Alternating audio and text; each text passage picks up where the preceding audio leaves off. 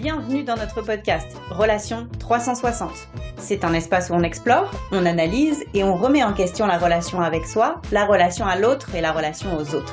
Notre mission, vous apporter de nouvelles perspectives. Alors, accrochez-vous, on fait un 360 ensemble. Alors, coucou ma chérie. Salut Tina. On parle de quoi ce matin? Alors ce matin, on va parler de polarité. Polarité. Alors dis-moi, c'est quoi pour toi la polarité? La polarité, je pense que c'est important de l'aborder parce que c'est, je pense, un concept qui a énormément évolué avec le temps. Et là, on constate d'autres choses encore qui arrivent comme paramètres et tout ça. Donc, je trouvais ça intéressant de justement dire à quel point est-ce que ça a évolué dans le temps. Alors, on parle masculin, féminin, mais en tant que concept à l'intérieur d'une personne aussi. Donc, dans un individu, l'équilibrage masculin-féminin et dans une relation, le masculin et le féminin, parce que on part du principe évidemment que comme deux aimants s'attirent, ben, la polarité c'est ça. Donc on parle polarité aussi au sens large, avec les aimants qui s'attirent, les deux polarités qui s'attirent. Donc par exemple, si tu me décris un petit peu la polarité dans les relations hommes-femmes, toi par exemple, tu as été témoin de quoi par exemple, tes souvenirs jusqu'où ça remonte un petit peu dans la dynamique homme-femme.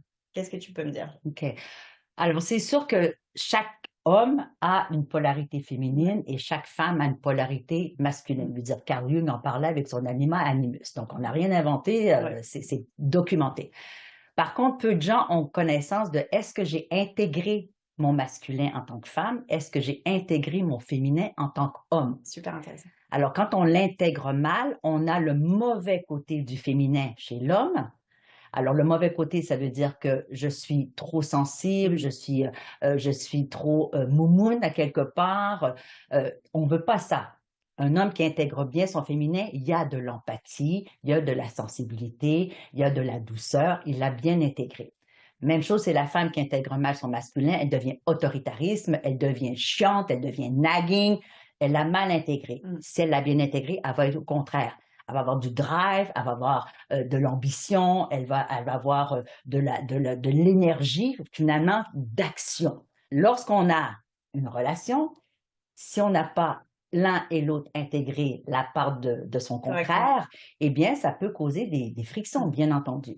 Alors, sans aller de dire je vais aller en thérapie, en psychothérapie, etc., pour pouvoir intégrer tout ceci, on peut quand même reconnaître est-ce que la dynamique homme, femme, mâle, femelle peut fonctionner. Ok.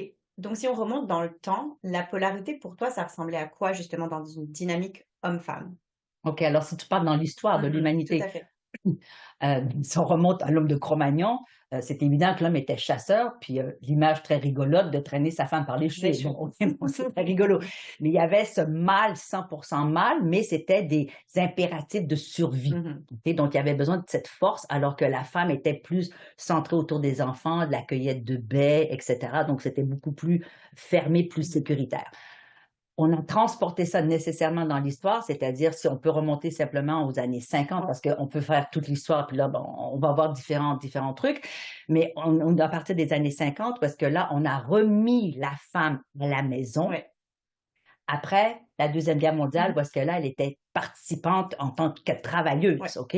Donc là, elle était dans une polarité beaucoup plus masculine. On l'a remis avec Christian Dior, etc. Bon, on va aller très loin. On l'a remis dans la cuisine et à ses fourneaux et on l'a aussi habillé en talons hauts et en robe bouffante, OK? Et là, il y a une dynamique qui s'installait bien. L'homme était pourvoyeur, l'homme était protecteur et la femme, un peu comme la femme de Cro-Magnon, était à la maison avec les enfants à cueillir des baies ou à faire de la cuisine. Ça fonctionnait un certain temps. Le problème qui s'est passé, évidemment, c'est parce qu'il y a eu de l'abus, c'est-à-dire que l'homme a utilisé son pouvoir financier pour avoir une dominance sur la femme qui, elle, a dû subir cette soumission. Et là, ça a complètement déséquilibré. Donc, un petit peu ce que tu disais tantôt de la masculinité toxique, la féminité toxique. On est arrivé un petit peu à un palier de non-retour par rapport à ça. Il y a eu un palier de non-retour, mais il y a un retour de Et comment balancier. ça s'est justement, c'était quoi la suite par rapport à ça? Comment est-ce que c'est revenu à un niveau peut-être un peu plus équilibré par la suite? Ben déjà, le fait que la femme, avec les années 60 et l'arrivée de la pilule, là, il y a eu une dynamique qui a complètement changé parce que la femme avait le pouvoir sur la reproduction. Et ce pouvoir-là, je pense qu'on se réalise même pas aujourd'hui à quel point c'est un pouvoir incroyable qui a débloqué complètement les polarités, comme Absolument. tu dis, parce que là, soudainement, si la femme tombait enceinte, elle avait le choix. Et en plus, le père ne sait pas qui est ou pas Ouais. le père de C'est à ses cause. enfants, OK? Donc, ensuite, évidemment, avec les années 70 et surtout les années 80, quand la femme est rentrée sur le marché du travail, Oui. là, ça a complètement changé la donne. Il y a eu un moment, il me semble, à ce moment-là. Ok, est-ce que tu peux nous dire à peu près, justement, à quel moment ça s'est... Enfin, le moment, on le connaît, mais comment ça s'est mis dans la matière, justement, ce switch-là? Alors, le fait que la femme, un, elle a le pouvoir sur Mm. sa reproduction, deux, que là, elle a le pouvoir financier, fait en sorte qu'elle avait maintenant le choix de ne plus accepter une dominance toxique Mhm. et que là, il fallait rééquilibrer les plateaux, de dire, Ouais. est-ce que nous sommes deux individus qui avons chacun nos forces, nos faiblesses, nos pouvoirs communs et individuels? Mais ça a beaucoup de problèmes, hein, parce que dès qu'on met la femme dans une situation d'indépendance, parce que Ouais, là, on parle tout à fait. d'indépendance, dès qu'on met la femme dans une situation d'indépendance, il y a une montée en violence de l'autre côté. Mm, mm, Et mm, on mm, l'a vu dans les années 90 avec l'arrivée en masse de la pornographie, mm, mm. qui a fait en sorte qu'on a voulu remettre la femme, entre guillemets, à sa place, de dire tu es une femme soumise. Alors, plus la femme est indépendante, on regarde ça à travers le monde, plus la femme monte en indépendance, plus la violence masculine Ouais. s'organise. Et c'est très dommage parce que l'idée d'une femme indépendante, ça ne veut pas dire que je fais ce que je veux quand je veux comme je Mhm. veux. Ça veut Mhm. dire que je peux être autonome Mhm. dans une relation. Mhm. Je ne dépends pas de toi pour ma survie et tu ne dépends pas de moi pour la tienne. Mm. Et je crois que les jeunes générations, on a vu ça dès les dernières années, les jeunes générations ont repris le flambeau de dire je deviens une femme indépendante financièrement Mhm. et je peux donc sortir d'une relation si j'en ai envie. Ça perturbe beaucoup les relations parce que là, on voit la pendule complètement aller de l'autre côté, Mhm. c'est-à-dire que là, les femmes tombent dans leur masculin. Je suis indépendante, je gagne de l'argent, je fais de ma sexualité ce que j'en veux, et les hommes se retrouvent dans leur féminin. Mhm. Tu dois être un homme rose, tu dois être un homme tendre, tu dois être un homme qui est à l'écoute, qui est avec les enfants. Mhm. Oui, mais. Alors là, il va falloir revenir un peu à un équilibre parce que ça ne fonctionne pas non plus. Ça Mhm. ne fonctionne pas. Les couples divorcent de plus en plus, les relations ne durent pas et c'est le free for all partout. Mhm.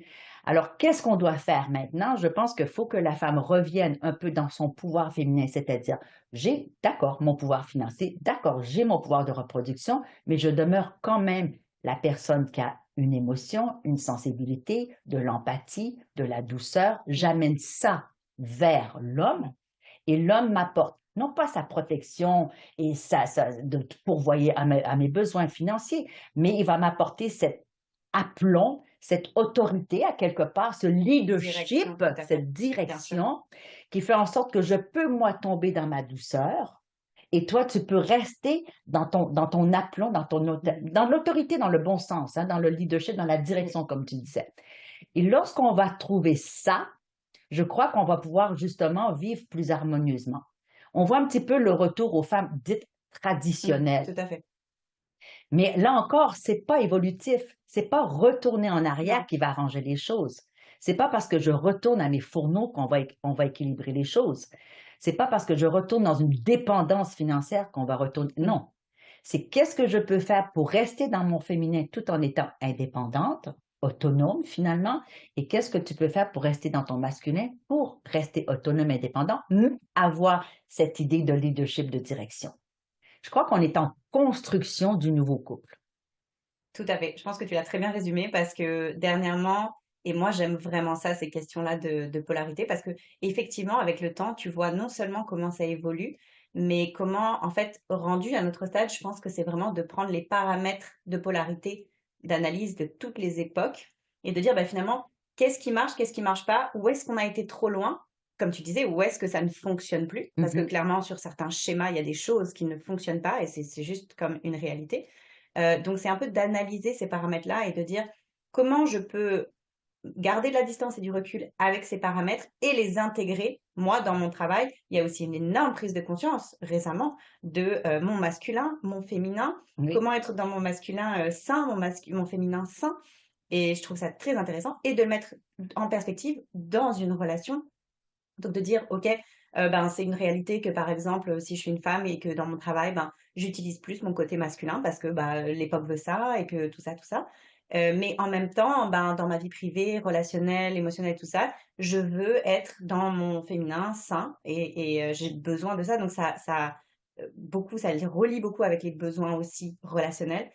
Donc c'est super intéressant ce que tu dis parce qu'on est vraiment, je pense, rendu au stade où on analyse tous ces paramètres-là de polarité et de dire ben, comment est-ce que je peux effectivement retourner en arrière n'est absolument pas une solution C'est pour pas une moi, solution. mais d'avancer avec ces paramètres-là et de dire ok, comment est-ce que je redéfinis mon masculin et mon féminin. Et je crois que tu as mis quelque chose, le doigt sur quelque chose, c'est-à-dire qu'au travail, les femmes sont souvent obligées de tomber dans Oui. leur masculin. Si tu veux une carrière, si tu veux des promotions, si tu veux péter le plafond de verre, Mhm. il faut effectivement, malheureusement, tomber dans des schémas qui sont assez masculins parce Mhm. qu'on n'a pas encore compris comment le féminin peut s'installer au niveau du travail. Oui, On est encore dans des schémas ouais, masculins. tout à fait. Par contre, quand on voit comment est-ce que les grandes compagnies commencent à mettre de l'intérêt vraiment sur l'intelligence émotionnelle, sur la psychologie, sur le gagnant-gagnant, Mhm. sur la compréhension des émotions, etc. Donc, à un moment donné, tu dis, bon, il y a une tendance à vouloir amener un peu de féminin, de valeur féminine. Attention, c'est pas le féminin Tout dans à le sens fait, bien de sûr. valeur féminine dans l'entreprise, mais pour l'instant, la femme au travail, elle est nécessairement dans son masculin. Si Mhm. elle doit avoir des responsabilités, elle doit ramener de l'argent, elle doit payer le loyer. Donc, c'est quand même un système qui est quand même dans le Oui. masculin.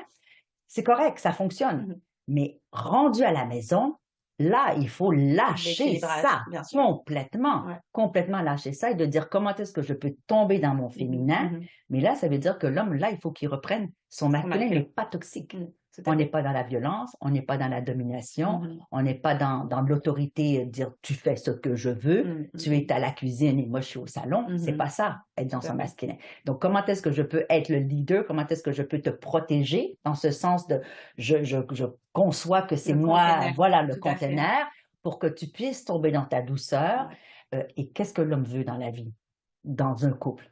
Il veut être admiré Mhm. et Mhm. respecté. Ben, je ne peux pas admirer un homme qui me violente, Mhm. clairement. Ça, Et c'est ce sûr. n'est pas un masculin sain. Non. L'homme veut quoi? Une femme qui va être dans sa douceur et dans l'empathie. Il veut pas une moumoune qui va pleurnicher à longueur de journée. Mhm. Voilà. Mhm. Donc, Mhm. comment est-ce que je peux? Alors là, on voit les femmes aller dans le féminin sacré, il y a plusieurs pistes. Bien sûr. Mais qu'est-ce que je peux développer ou qu'est-ce que je peux mettre en avant Ouais. dans mon féminin et peut-être voir avec l'autre de quoi tu as besoin? Mhm. Parce que dans les couples, c'est pas toujours le même degré. Peut-être que dans un couple, moi, l'homme est plus dans son féminin et c'est OK. Mais alors à ce moment-là, est-ce que moi, je peux vraiment être dans mon féminin si toi, tu es dans ton féminin aussi? Ça ne Oui. marchera pas. Mhm. Alors, de quel degré de féminin est-ce que tu as besoin d'être en tant qu'homme pour être bien? Alors, tu peux être un papa rose, un papa amoureux, un papa, etc., Mhm. un amant, etc. Mais est-ce que c'est trop ou pas assez pour que moi, je puisse me mettre, moi, dans mon féminin?